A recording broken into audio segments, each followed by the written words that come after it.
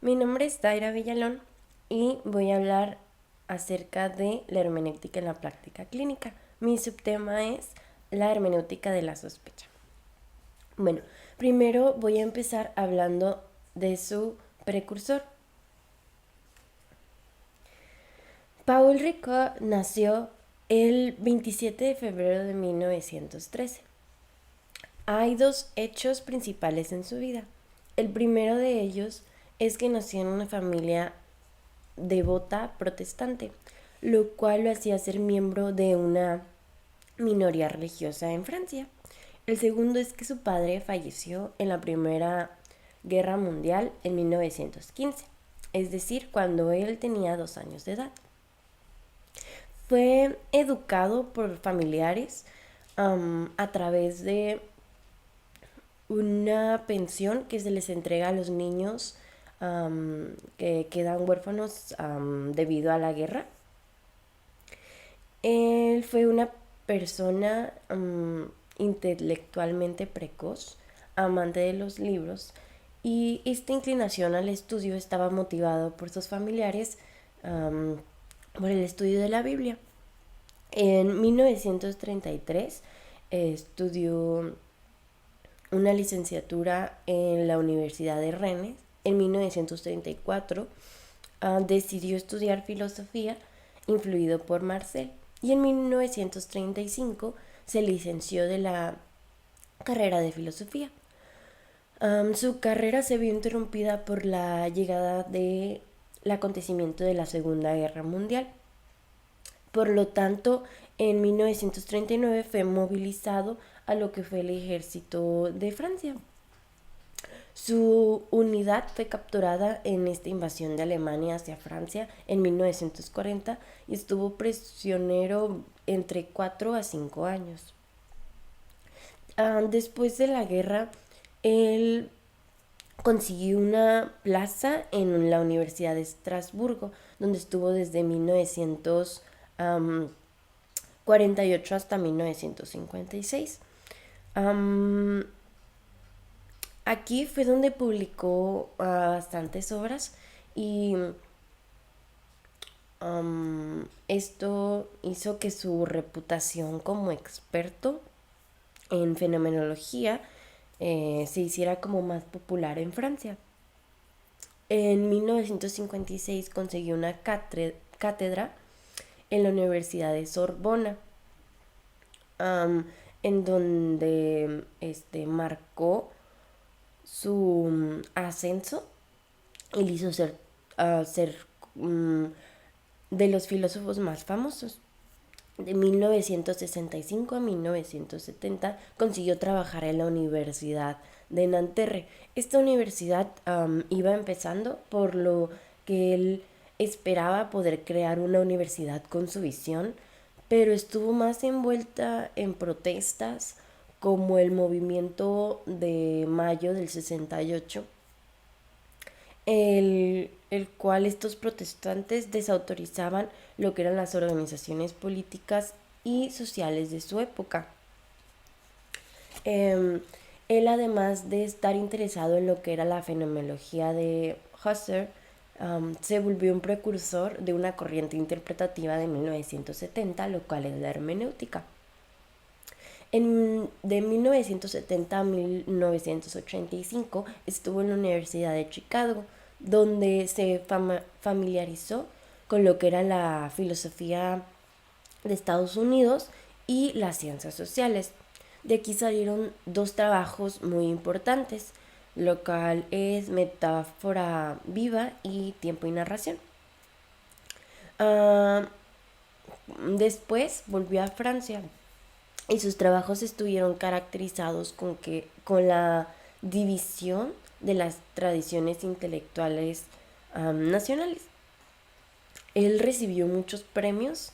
Por ejemplo, en 1999 recibió el premio Balzan de filosofía. En 2003 recibió el premio Pablo VI. En 2004 recibió el premio John Kluck, y por sus logros en las humanidades. Él fue un padre de 5 hijos y finalmente murió por causas naturales el 20 de mayo del 2005 en su casa en Francia. Bueno, él describió lo que fue la hermenéutica de la confianza y la hermenéutica de la sospecha, y esto lo hizo ser el filósofo francés más importante de la hermenéutica. Hablando ya más a fondo ahora sí de lo que es la hermenéutica de la sospecha, él decía que por sospecha no se refería a esta parte de interpretar al despreciando a la persona o en un tono despectivo hacia ella.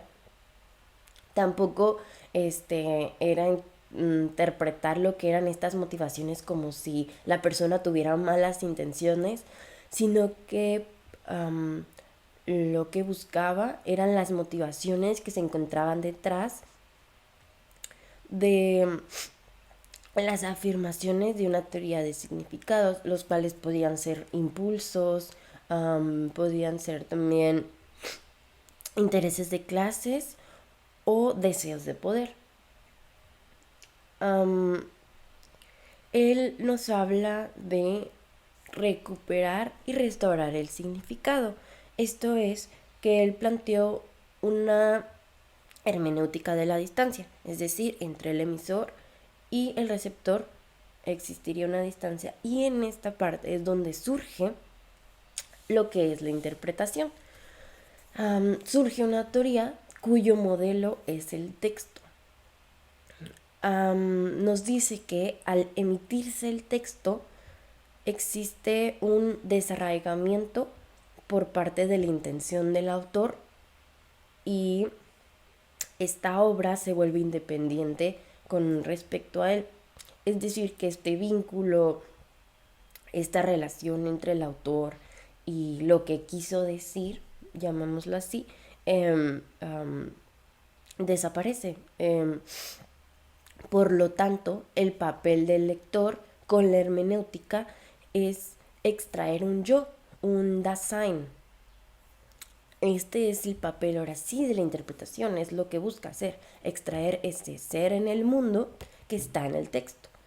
Lo que se busca, vaya, con la interpretación es encontrar las motivaciones del autor, qué fue lo que hizo que realizara ese texto, cuál es su intención, por qué lo hizo, qué influyó.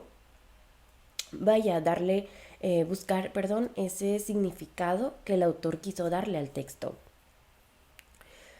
Como les decía, buscamos recuperar y restaurar ese significado. También nos propone estudiar lo que es el problema de la apropiación del texto. Esto es cuando el lector se apropia del significado del texto hacia su propia vida, lo relaciona con su vida y trata de encontrarle ese significado con sus experiencias y no como debería ser desde el punto de vista del autor, desde lo que escribió él y lo que quiso dar a entender. Un ejemplo de esto es en esta materia que buscamos entender una teoría o estas teorías a través del punto de vista del autor. Por ejemplo, nosotros buscamos lo que es a través del texto, buscamos estas, como les mencionaba, motivaciones, estos hechos, por ejemplo, de su vida, de su contexto, que influyeron y llevaron al autor a pensar de esa manera y por lo tanto a crear su teoría como tal. Bueno, él nos habla de la escuela de la sospecha, que incluye a 3 personajes, que es Marx, Nietzsche y Freud, los cuales los llamaba los 3 grandes destructores. Su pensamiento comienza en el siglo XIX, los cuales eran muy diferentes ya que ellos no pertenecían a un mismo movimiento filosófico. Por ejemplo, tenemos a Marx, el cual era del marxismo, tenemos a Nietzsche, que era un autor vitalista, y tenemos a Freud, el fundador del psicoanálisis. Paul Ricoeur, entre sus teorías de estos autores, sus escritos, encontró esos elementos comunes que los hacen formar este movimiento común. Ellos ponían en duda y criticaban con el objetivo de cambiar el mundo que ellos conocían. Esto era que cada quien a su manera expresaban un espíritu crítico hacia la sociedad del momento y cuestionaban los valores que estaban válidos en su época. Como mencionaba, no existe una relación entre ellos a pesar de que se dieran en un mismo contexto. Por ejemplo, Marx se dio a principios de lo que era el siglo XIX, Nietzsche a finales y Freud tanto a finales del siglo XIX como a principios del siglo XX. Bueno, ellos a través de sus diferentes perspectivas expresaban lo que era la crisis de la filosofía moderna. Mencionaban que las ideas que se tenían sobre el sujeto eran insuficientes y también descubrían un significado oculto. Por ejemplo, tenemos a Marx que nos hablaba de que la ideología era una falsa conciencia. Nietzsche nos habla de cuestionar los falsos valores y Freud nos habla acerca de estas pulsiones inconscientes que están disfrazadas. Todo esto cuestiona lo que es la racionalidad humana, la búsqueda de la felicidad y la búsqueda de la verdad. Ellos demostraron lo que no existe un sujeto fundador ni tampoco una conciencia propia de este sujeto, ya que la base de esa idea son los elementos históricos, económicos e ideológicos. Entonces, la idea de sujeto clásica se convierte en una falacia porque esconde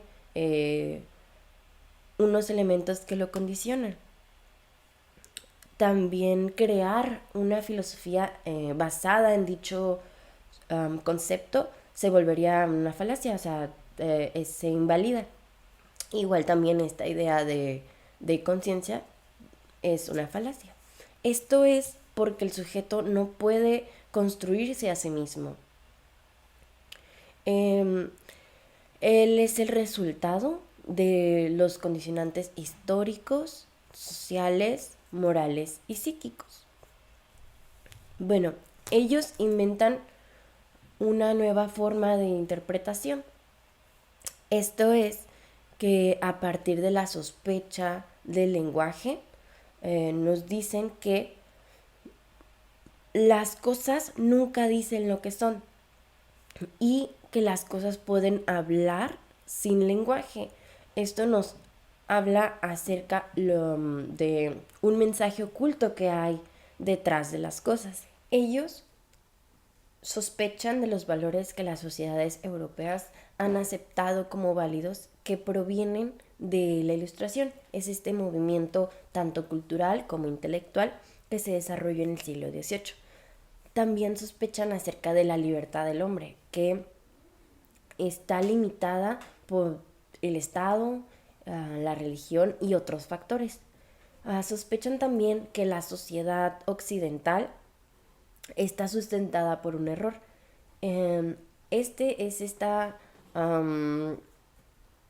creencia ciega hacia la razón, el progreso y este privilegio del sujeto que está libre de subjetividad. También sospechan y cuestionan lo que es el racionalismo, el cual está predomina se encuentra en esta época. Eh, y pues ellos intentan liberar lo que es al hombre de esta falsa conciencia que se le ha ido pues imponiendo. Ok, primero tenemos a Marx. Él lo que detecta es que la ideología es una falsa conciencia, como habíamos mencionado, la cual está enmascarada tanto por el materialismo como los intereses económicos.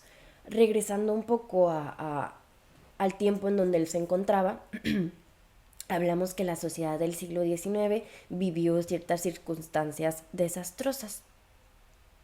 Entonces eso se necesitaba cambiar. Aquí nos habla de la falsa conciencia, tanto social, política y económica, lo cual estableció al capitalismo como un sistema de producción. Esto es que de alguna forma nos venden esta idea o les venden esta idea a ellos, a los ciudadanos, que el capitalismo pues les va a hacer ganar dinero, que es la ideología que deberían seguir. Entonces, por lo tanto, venden esta ideología cuando detrás de eso eh, se esconde esta parte de que solo unos cuantos son los que tienen el poder, son los que tienen el recurso, son los que tienen y cuentan con estos materiales.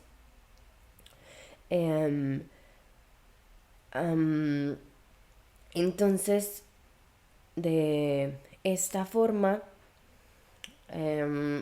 te venden esta idea como queriéndote beneficiar, haciéndote pensar que puedes llegar a tener estar beneficiado tú también, cuando al final de cuentas pues solo están buscando su propio beneficio. Estas personas poderosas que tienen los recursos al final de cuentas solo buscan seguir aumentando sus ingresos. Esto pues trajo varias consecuencias. Una de ellas es que es esta acumulación de trabajadores en las ciudades que contaban con empleos que se realizaban en condiciones infrahumanas. Esto quiere decir que pues no eran las condiciones adecuadas para trabajar, sus jornadas eran larguísimas y se les pagaba un sueldo mísero, era muy poca la cantidad que se les daba por todo el trabajo que realmente realizaban. Entonces se hacía una explotación masiva del ser humano hacia el ser humano. Él decía que era un error pensar que el motor del cambio eran las ideas y lo correcto era que el motor del cambio en sí es la economía. Él nos habla que la base de todo en sí pues son los trabajadores, son los que realizan todo este trabajo y son los que van formando a las sociedades. Una persona empieza a trabajar, se va uniendo a la otra y de esta forma va en aumento y conforman una sociedad. Por lo tanto, ellos son la base y sin ellos no se podría pues lograr lo que sigue. Entonces nos dice que la ideología y la filosofía son la clase dominante. Por lo tanto, buscan seguir teniendo este puesto, esta posición de privilegio, justificando en sí pues que realmente así es la estructura económica del momento, cuando pues las personas poderosas te ponen esta ideología para que tú la creas y pues ellos sigan manteniendo esta posición de opresores y oprimidos. Entonces, él lo que da como solución es que se debe de cambiar este mundo injusto para poder que las personas puedan ser libres iguales. Entonces se debe conseguir lo que es la igualdad social para que no existan ni las clases sociales ni el Estado. Para Marx, esta organización tanto social como laboral, que era lo que hablábamos de opresores y oprimidos, de su siglo, es lo que provocó esta gran explotación de ser humano hacia ser humano. Después tenemos a Nietzsche, que él nos habla de esta necesidad de cambiar los falsos valores que se han ido pues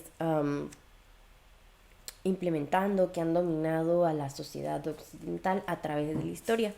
Esto es que critica la falsa moral, la falsa conciencia moral, perdón. Esta moral es la que ha ido llevando al ser humano en decadencia, al igual que sus valores. La moral cristiana de esa época es la que convierte a la sociedad, a sus ciudadanos, en, en esclavos de ellos mismos. Esto es porque se implementa lo que es un Dios que dirige tanto el bien como el mal. Y les dice que es pues lo que se supone que deben hacer, las reglas que existen. Por lo tanto, esta falsa conciencia moral te vende esta idea de un Dios que dirige y te juzga por tus acciones, si son buenas, si son malas, pues el castigo que vas a recibir, esta idea del cielo y el infierno. Entonces, esta idea falsa te la venden las personas poderosas, las que están en la iglesia, con el fin de poder seguir dominando, de poder, pues sí, dominar a la sociedad. Entonces, esta moral de esclavos es basada en el sacrificio, en el dolor de ellos mismos, para que así los poderosos, como hablábamos de la iglesia, los sacerdotes, todo lo que conlleva pues la religión, la utilizan para poder ahora sí seguir dominando a la sociedad. Entonces, Nietzsche, él propone la solución de el hombre del futuro, el cual llama el superhombre, el cual es un ser que es poderoso, es independiente, individualista, seguro de sí mismo, que de esta forma va a poder llegar a vivir en libertad, sin regirse a través de los valores impuestos por una sociedad, con que él mismo va a poder crear sus propios valores y dirigirse como él desee. Entonces, después tenemos a nuestro tercer personaje, que es Freud. Él lo que critica es la falsa conciencia racional.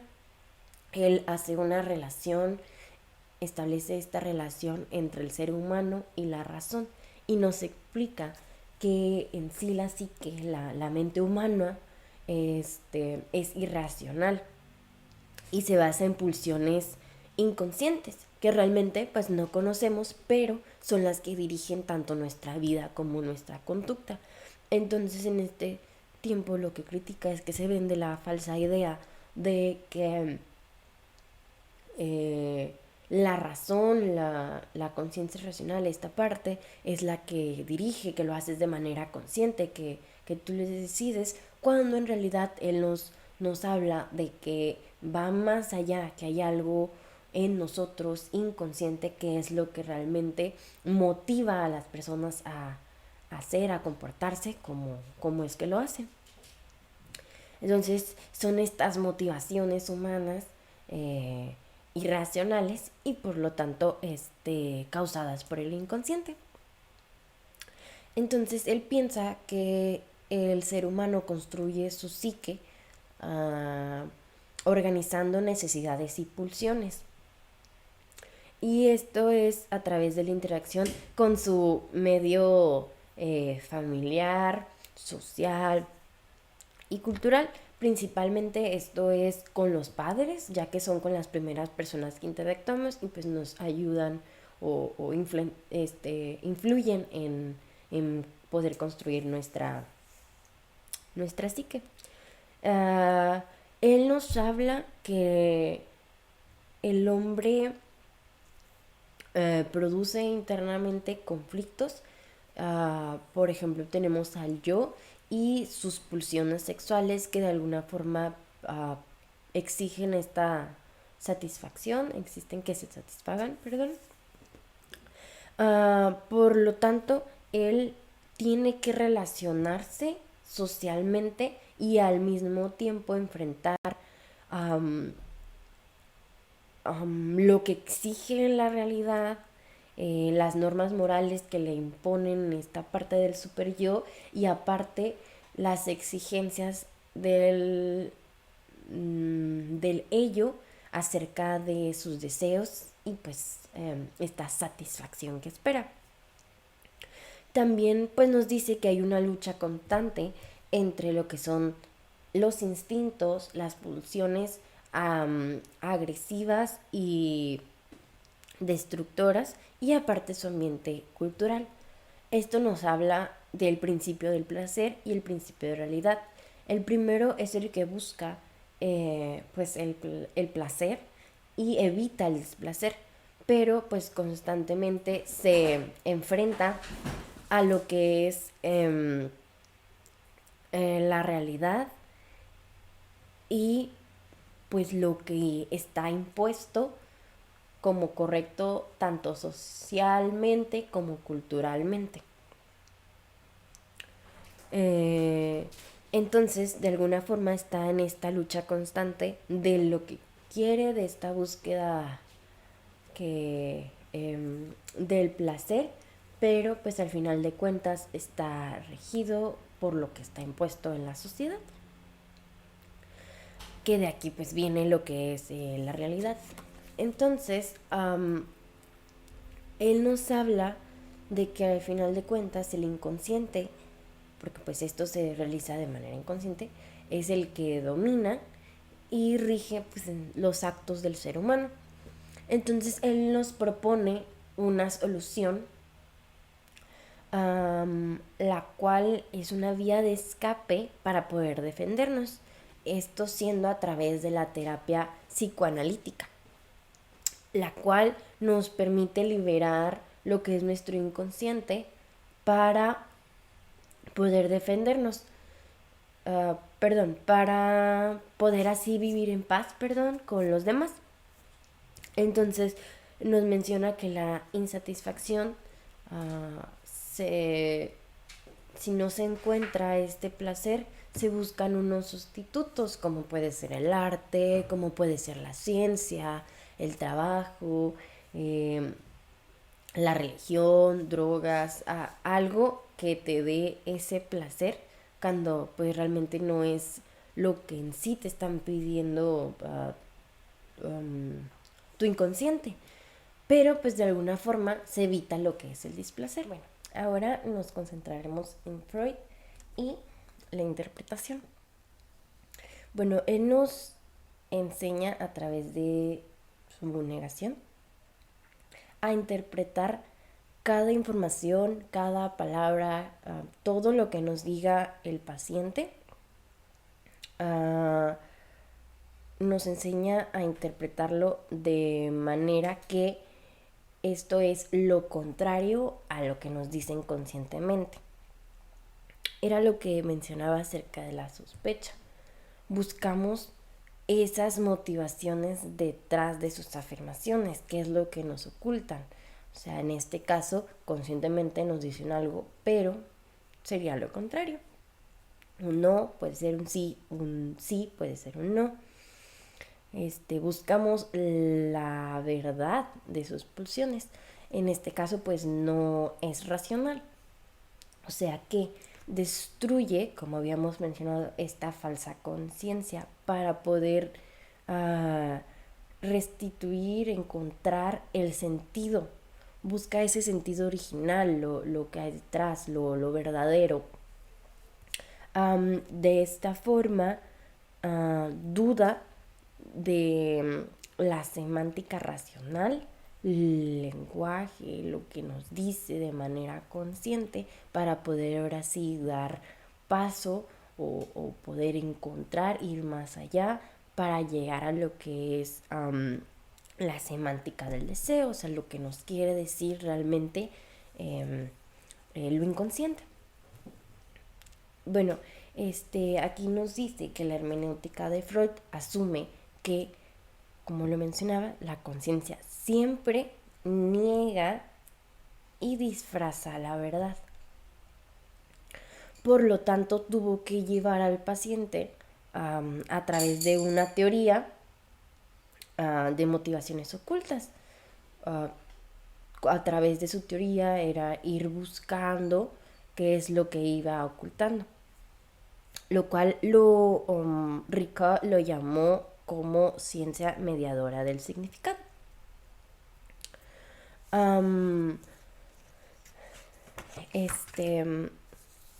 Como ya había mencionado antes, no podía haber como un contacto directo entre humano a humano, paciente, en este caso paciente y terapeuta. Por lo tanto, existía esta distancia y daba paso a lo que es la interpretación y buscar esas motivaciones. Entonces, el intérprete, el terapeuta, está como enfrentando ese esfuerzo inconsciente del paciente de ocultar lo que realmente quiere decir. Entonces él necesita una doble audacia. Esta doble audacia es ser más listo que el paciente para poder así desenmascarar, encontrar lo falso en lo que nos dice, que es lo que está ocultando, lo cual puede estar tanto en el inconsciente como latente, o sea, puede estar ahí, mas no se ha manifestado. Entonces el hermeneuta, en este caso el terapeuta, necesita asumir que hay algo oculto, el cual pues está siendo motivado, y de esta forma pues también al asumir que hay algo oculto, pues hay también significados disfrazados que hay que buscar. Entonces esta audacia del paciente de poder ocultar inconscientemente todo esto se ve confrontada o debe ser confrontada por la doble audacia que mencionaba anteriormente del terapeuta. Entonces, Ricoeur creía que el psicoanálisis sí buscaba lo que era la libertad de la gente, buscaba liberarla, por lo que decía que la desmitificación era necesaria. Esta desmitificación es la pérdida del carácter mítico con lo que se idealizan algunos aspectos de la realidad. ¿Cómo es esto? Esto nos lleva a ser más realistas. De alguna forma, y idealizamos, formamos algo sobre algún aspecto, alguna persona, algún momento. Entonces la desmitificación nos ayuda a quitar como esa máscara que oculta, para de esta forma ahora sí encontrar qué hay detrás. Un ejemplo de esto puede ser si vemos a una persona que es amable, que los demás siempre está ayudando, siempre está apoyando, entonces la consideramos una buena persona, la hemos idealizado como una buena persona. Por lo tanto, la desmitificación nos ayudaría a encontrar, bueno, qué hay detrás, cuáles son sus intenciones, nos ayudaría a quitar esa idealización de que es una buena persona, y podríamos a lo mejor encontrar que realmente es grosera, no es buena persona, que realmente lo que esconde son sus intenciones en sí, son obtener su propio beneficio, que al ayudar no es tanto que lo haga por ayudar, simplemente para poder recibir lo que ella quiere. Entonces, por lo tanto, nos dice que el intérprete tiene que ser escéptico que siempre está con una actitud sospechosa, dudosa, no confiando sin confiar en la otra persona. Y también dice que debe enseñar al paciente a hacer de esta misma manera. Bueno, también nos menciona que el contenido de una imagen, de una idea que ha estado reprimida, puede llegar a la conciencia a través de la negación, por lo tanto no es aceptada. Esta forma de reconocer lo inconsciente es a través de forma negativa, o sea, es a través de la negación. Por lo tanto, de alguna forma es exitoso, para el terapeuta es un éxito el poder lograr que una persona traiga algo hacia su conciencia de forma negativa, porque está logrando sacar cosas del inconsciente. Después nos habla del otro método de Freud, que en este caso pues es la interpretación de los sueños, que también se utiliza esta misma sospecha, donde se asume que los sueños ocultan significados. Esto lo vemos con el contenido manifiesto y el contenido latente que tiene que interpretar el terapeuta. Siendo el contenido manifiesto la forma en que nos narra el sueño, la persona, todo lo que ocurre, esta parte narrativa. Y ya el contenido latente pues son esos significados que hay detrás del sueño, de lo que ocurre, que es lo que va a interpretar el terapeuta. Al final, tanto paciente como analista son un interlocutor al cual no se le puede confiar. Al optar por esta actitud, al tener esta actitud de la sospecha, que es ser escéptico, se deja como de confiar a la otra persona, porque de alguna forma tanto el paciente como el analista están en una actitud de no saber qué esperar por la otra persona, al no saber si es verdad o no lo que se le está diciendo. Adelante. Buenas tardes, doctora. Buenas tardes. Toma asiento, por favor. Simón.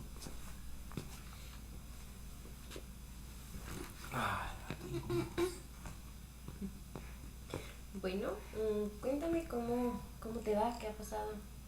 Nada, o sea, escuela, trabajo, conocer la familia, o sea, ahí he andado ayudando a mis hermanos, ¿no? Con sus tareas, sus trabajos finales, ¿no? Todo padre, todo padre. Pero, bien cansado, un chorro de sueño, mucho sueño.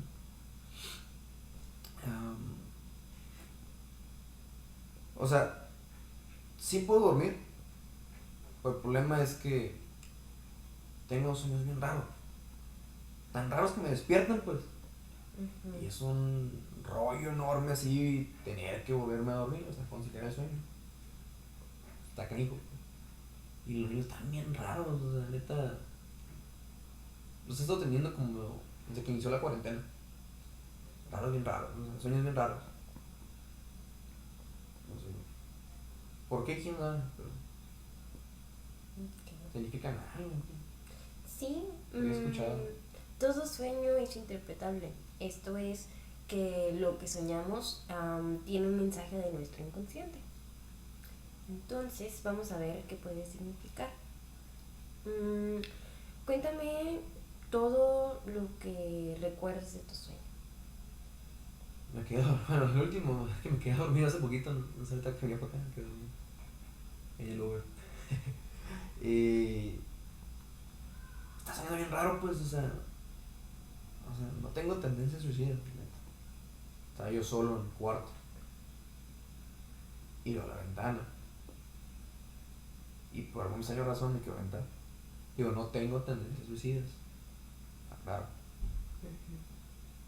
Pero a pesar de que quiero lanzarme por la ventana, me da miedo. Me da mucho, mucho. Y cuando me lanzo, no caigo.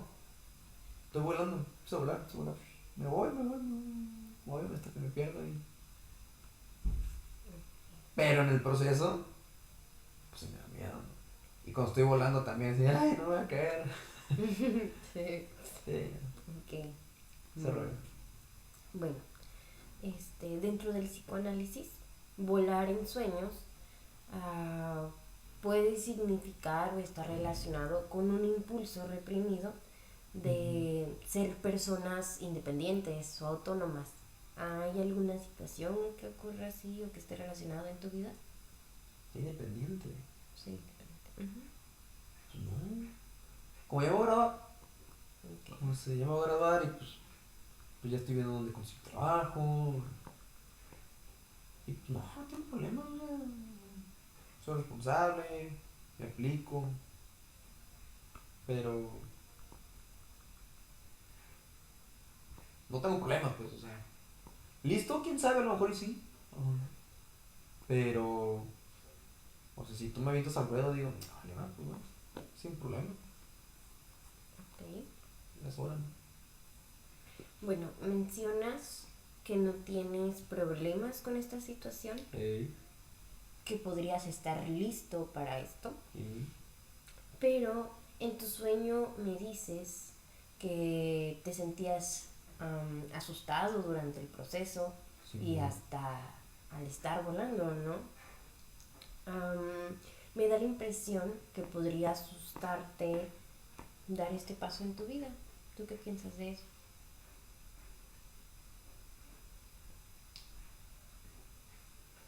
o sea, si la pienso bien, bien, kind of this, o sea, es que me panda de raro, o sea, sí, que no, ya me voy a grabar, solo digo, qué bueno. Digo, ¿para qué? Para terminar el cuarto ya, una vez, no tengo cuarto, pero bueno, salgo. Como se, pues terminar el cuarto me dicen, no, ya, cuando tú te gradúes, o sea, vas a querer tu espacio, tu lugar, vas a querer independizar. Y yo, oye, sí, vato. Digo, pues por lo que me van a pagar, no creo que vaya a tener dinero suficiente como para rentar un departamento, chido, ese rollo, ¿no?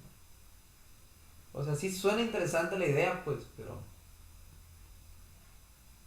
no sé, o sea, salirme de casa ya, no me da tan tajante, sí, está medio crazy el rollo,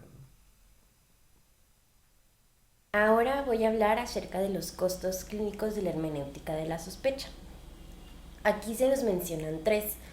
Am, Como hablamos acerca de la sospecha, mantener esta actitud de escepticismo hacia la otra persona, hacia lo que nos dice, estar dudosos, no confiar en lo que nos dice, nos mantiene a cierta distancia de nuestro paciente y su experiencia.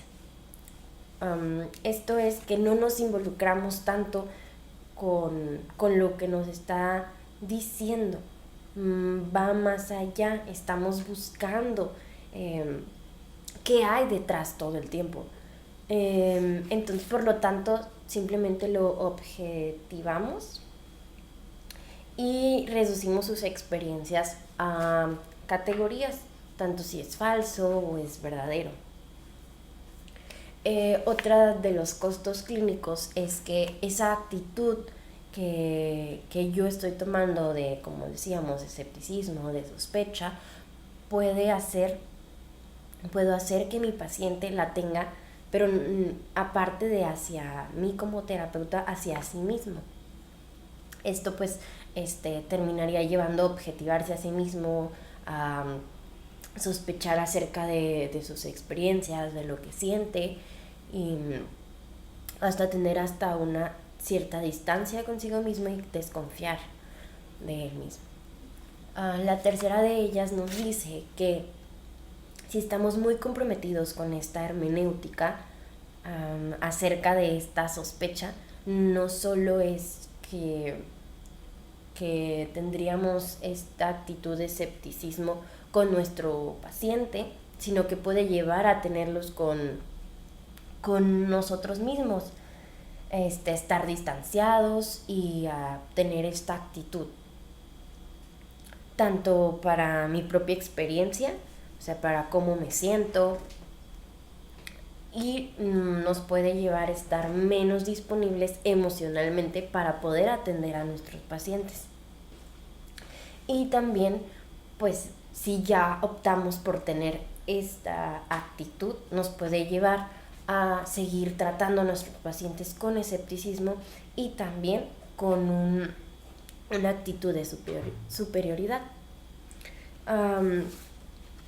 También nos mencionaba acerca de que la hermenéutica de la sospecha crea un esoterismo. Este esoterismo es algo que está oculto, algo que es difícil de entender. Esto es que, como nos dice que nada pasa por accidente, todo tiene una razón, siempre hay algo detrás que motiva a que se realice cierta acción, que pase tal suceso.